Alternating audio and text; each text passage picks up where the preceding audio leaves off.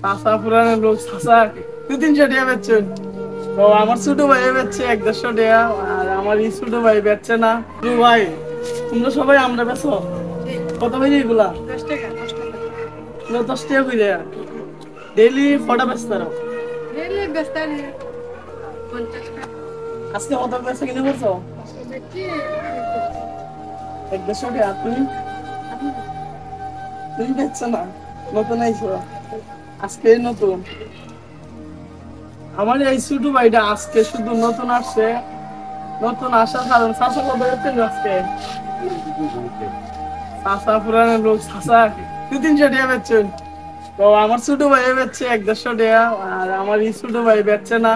আজকে নতুন আমরা ওর কাছ থেকে আজকে একটা আমরা খাবো। তো ব্যবসা কিরকম যাইতেছে বাবা? বেচছি ভালো। ভালো না? তাছাড়াও তো ব্যবসা আলহামদুলিল্লাহ আছে। হ্যাঁ? আচ্ছা কতদিন ধরে বলুন ব্যবসা? 2 মাস দিয়ে।